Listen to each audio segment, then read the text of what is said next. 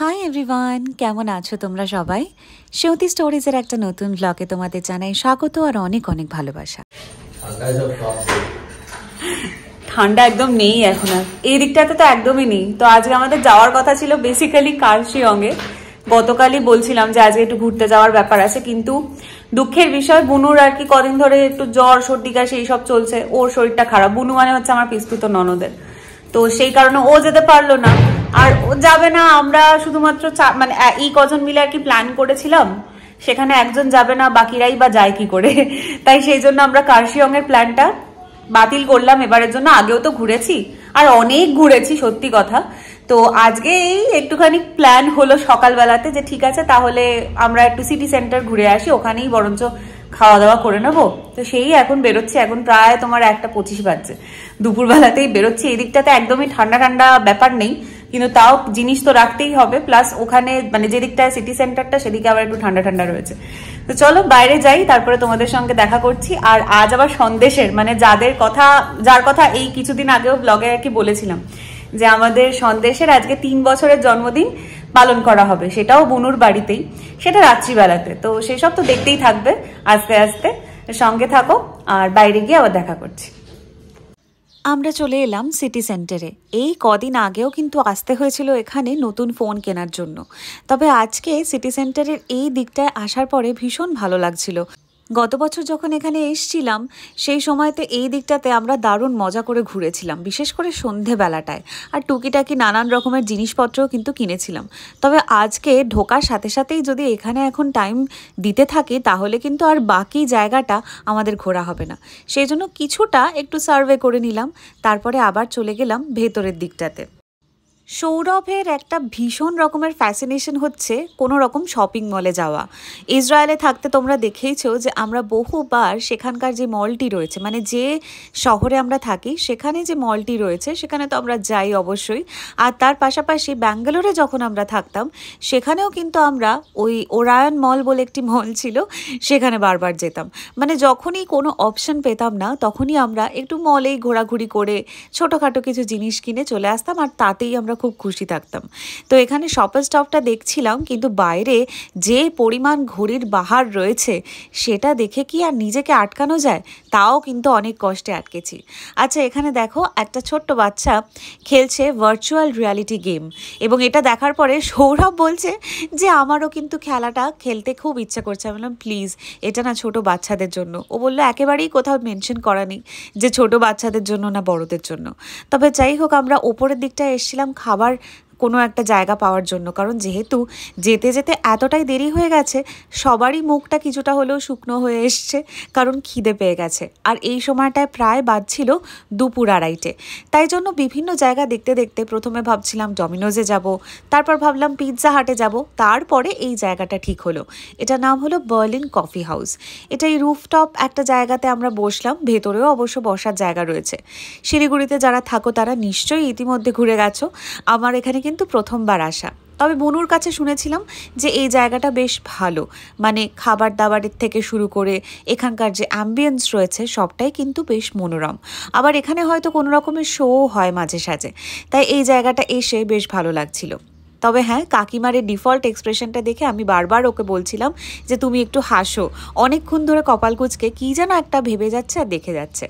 আমরা প্রথমে অর্ডার করেছিলাম চিকেন স্ট্রগনফ, আর যেহেতু কাকিমা আর কাকু তো বললো যে এইটা খাবে না, সেই জন্য ওরা পিৎজা অর্ডার করেছিল। আর এটা ছিল পনির পিৎজা। পিৎজাটা এখানে যা দেখলাম যে ওই ইসরায়েলেও যেরকম দেখি এক এক জনের জন্যেই কিন্তু একটি করে পিৎজা বরাদ্দ থাকলে ভালো, কারণ ওই দুটো মানুষ যদি এখন শেয়ার করতে থাকে তাহলে সেটা অবশ্যই কম পড়ে যাবে। তাই জন্য তারপরে আবার চিজ অমলেটও অর্ডার করা হয়েছিল, কিন্তু দুটোই অর্ডার করা হয়েছিল, সেইটা একটু ভাগাভাগি করে আমরা খেয়েছিলাম। এই চিজ অমলেটটা ভালোই ছিল, বেশ ভালো লাগছিল খেতে।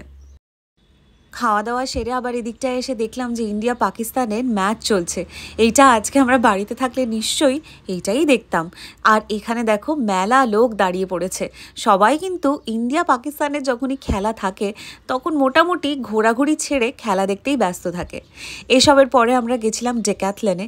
আর সৌরভ আর আমার দুজনেরই একটা পছন্দের দোকান হচ্ছে এই ডেক্যাথলন।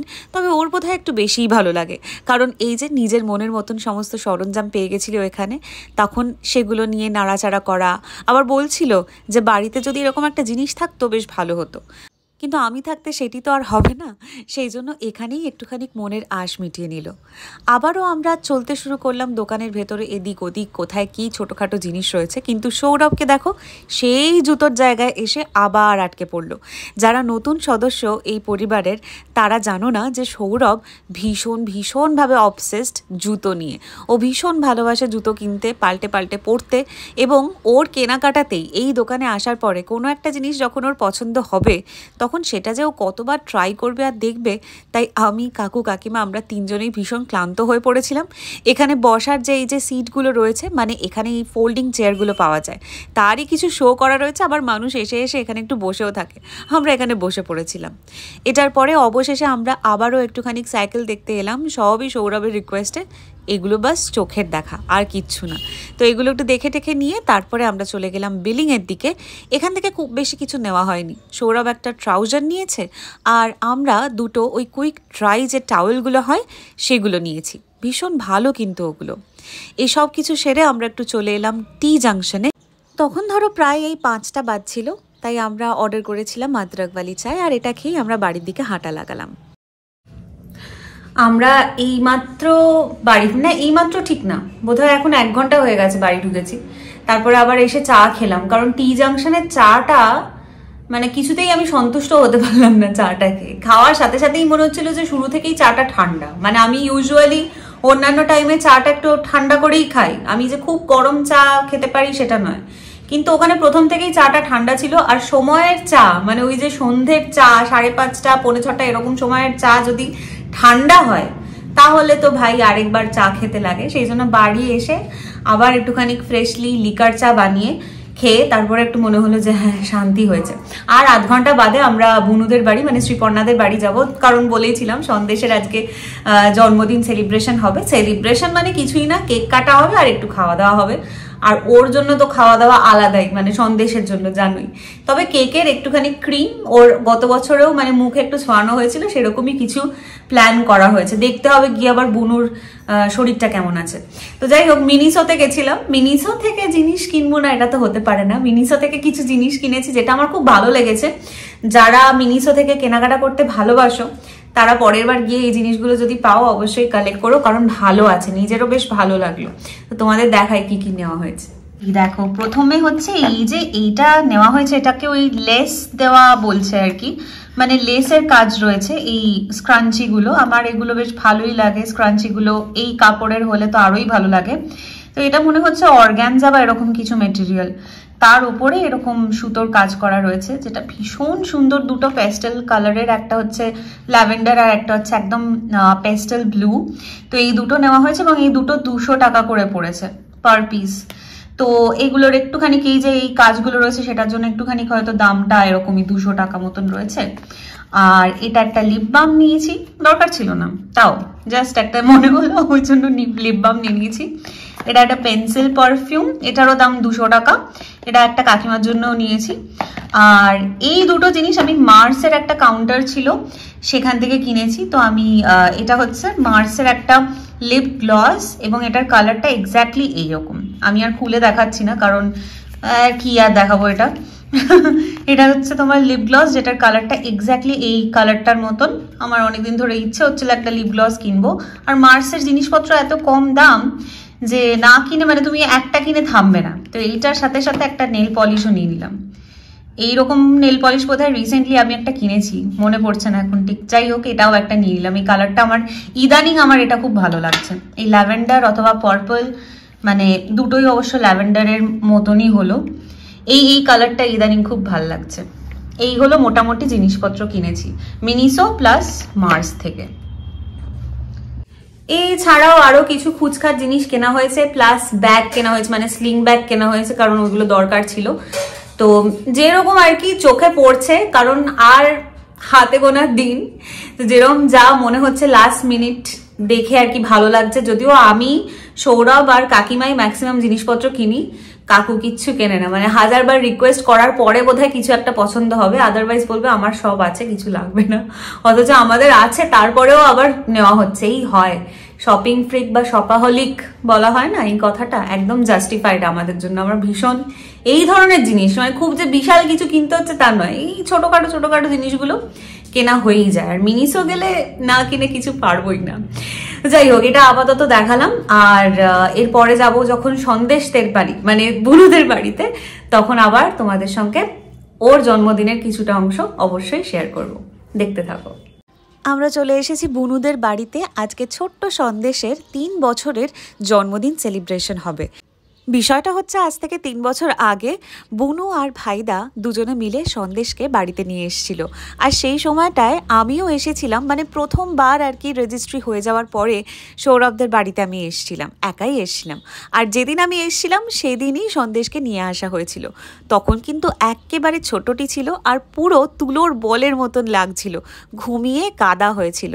সেই সন্দেশের আজকে দেখতে দেখতে 3 বছর বয়স হয়ে গেল। আমরা ঢুকতেই তো বুনুকে বলেই দিয়েছিলাম যে জামাটা আর বলটা আমরা নিয়ে এসেছি ওর জন্য, সেটা কিন্তু ওকে দিতে হবে। তাই বুনু যত্ন সহকারে ওকে জামাটা পরিয়ে দিচ্ছে। এই যে দেখো, গেম অফ বোনস লেখা আছে এই জামাটার ওপরে।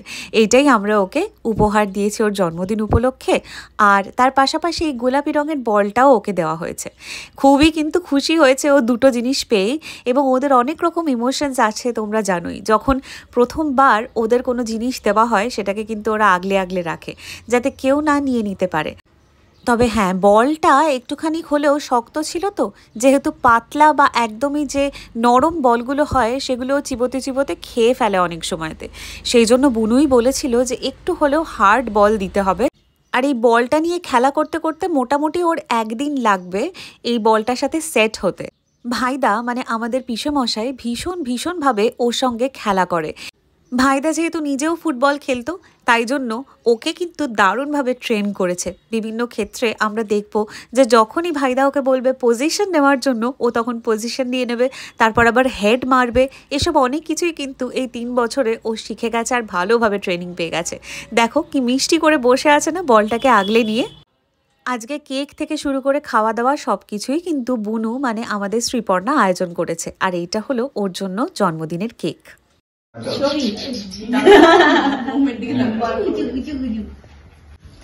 Happy birthday to you, happy birthday to you, happy birthday dear Sandesh, happy birthday to you, happy birthday to you.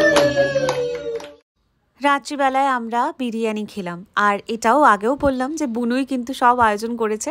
Mutton biryani ছিল, আর তার সঙ্গে সব কিছু মানে আলু ডিম সব দিয়ে আমাদের বাঙালিরা যেভাবে বিরিয়ানি খেয়ে থাকে সেটাই কিন্তু আমরা খাচ্ছিলাম। আর ভীষণ ভালো লাগছিল খেতে। আর তার পাশাপাশি মিষ্টিও ছিল। তো সব মিলিয়ে আজকের আয়োজন একদম সিম্পলের মধ্যে হলেও ভীষণ ভালো লেগেছে। আর সন্দেশের জন্মদিন উপলক্ষে আমরা যে এইভাবে সেলিব্রেশন করে খাওয়া দাওয়া করলাম, আমরা সত্যিই খুব আনন্দিত হয়েছি। কিন্তু জানো তো, সন্দেশ আবার একটু সাত্ত্বিক ভোজন করে। মানে ও সাধারণত দুধ, কলা, তারপরে ভাত এগুলোকে চটকে মেখে ওকে খাওয়ানো হয়।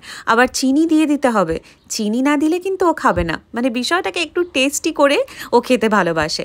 তাই জন্য ওর খাবারের ব্যবস্থাটা অবশ্যই আলাদা করেই ভাইদা আর পিসি সবাই মিলে করে নিয়েছে। আর এইভাবে আমরা আজকের দিনটা দারুণভাবে সেলিব্রেট করলাম। সন্দেশকে আবার সামনাসামনি দেখবো সেই 1টা বছর বাদে। তাই ওর এই মায়ামাখা মুখটা আমি কিছুতেই কিন্তু ভুলতে পারি না, আর মিস করি ওকে প্রচণ্ড। কারণ এতটাই মায়া পড়ে যায় না এদের উপরে। ও খুব ভালো থাকুক, ও যত্নে থাকুক, আনন্দে থাকুক, সুখে থাকুক, এইটাই আমি চাই ওর জন্মদিনে। আর দেখো কি মিষ্টি করে সৌরভের দিকে তাকিয়ে আছে। একটাই ওর দাবি, আদর যত্ন যতই করো না কেন ওর সঙ্গে কিন্তু খেলতে হবে। আর ভাইদা ওকে এমনভাবে ট্রেন করে দিয়েছে যে ও না খেলে কিছুটা সময় কিন্তু অপেক্ষা করবে, তারপরে কিন্তু ওর সঙ্গে লাগাতার খেলতেই হবে তোমাকে। সৌরভ যেমন বলে যে অনেক আদর হয়ে গেছে, এবার আসল বিজনেসটায় আসি, মানে খেলাটা এবার শুরু করি। আর ওদের আনন্দ দিয়ে নিজেও কিন্তু ভীষণ আনন্দিত হওয়া যায়। যারা প্রথমবার ওকে দেখলে তারা অবশ্যই জানিও কমেন্টে কেমন লাগলো। এই মাত্র খাওয়া দাওয়া সেরে বাড়ি ঢুকলাম, মানে বুনুদের বাড়ি থেকে। আর কালকেও আবার প্ল্যান বানিয়ে নিলাম, কারণ বুনু বললো যে বিকেলের দিকে একটুখানি, বিকেলের দিকে বা সন্ধ্যের দিকে ওই কাছেই একটা তোমার ক্যাফে আছে, তো ভাবছি যে ওখানেও একবার যাব। আসলে এত মানে সময়টা এগিয়ে আসছে, আর মানে ভাবতেও অবাক লাগছে যে এই উইকের, মানে এই যে কাল থেকে যে সোমবার থেকে যে উইকটা শুরু হচ্ছে, এই উইকের শেষে অন্য আরেকটা দেশে চলে যাব। এটা ভাবতেই কেমন একটা লাগছে, যার জন্য মানে যত সময় আর কি কারোর বাড়িতে থাকছি বা বেশি সময় ধরে থাকলে এই যে আড্ডা, গল্প, হাসি, মজা, এটাই কতটা যে ভালো একটা সময় কাটছে এটার থ্রুতে। আর সন্দেশকে দেখে আজকে এত খুশি হয়েছে, বিশেষ করে ওর জামাটা এত সুন্দর ওকে ফিট করেছে, এটা আমার খুব ভালো লাগলো। তোমরা অবশ্যই কমেন্ট করে লিখো যে কেমন লেগেছে তোমাদের জামাটা। আমার তো খুবই ভালো লেগেছে। আর বলটা নিয়ে প্রচুর খেলেছি আমরা। আর প্রথমে যেটা ক্যামেরাতে মানে আর কি দেখাচ্ছিলাম যে ও খুব একটা, আর প্রথমে তোমার কেকের ওই যে ক্রিমটা, যেহেতু আমি তো আর ওকে নিয়মিত খাওয়াই না, তো সেই জন্য প্রথমে একটুখানি ইতস্তত বোধ করছিল খেতে। আগের বারে কিন্তু ফার্স্ট এক চান্সেই খেয়ে নিয়েছিল আমার কাছ থেকে। তো প্রথমবারে ভাইদা মানে আমাদের যে পিসে মশাই সে খাওয়ালো, তারপরে কাকিমা খাওয়ালো, তারপরে আমি খাওয়ালাম। মানে ওটা না খাওয়ানো অব্দি শান্তি হচ্ছিল না, যে যার জন্মদিনে এসেছি তাকে একটু কেক খাওয়াবো না। কেক তো খেলো না, মানে ক্রিমের অল্প একটু অংশ, সেটা খাওয়ানোর পরে আমার নিজের একটুখানি আর কি শান্তি হলো। যাই হোক, দিনটা আজকে খুব ভালো কাটলো। আর তোমাদের কেমন লাগলো ভিডিওটা অবশ্যই লিখো আমাকে, আর যদি ভালো লাগে তাহলে একটা লাইক করে দিও। তোমরা সবাই খুব ভালো থেকো, সুস্থ থেকো, আর সাবধানে থেকো। খুব শীঘ্রই দেখা হচ্ছে নতুন একটা ব্লগে তোমাদের সঙ্গে। তাহলে আজকের মতন জানাই বাই।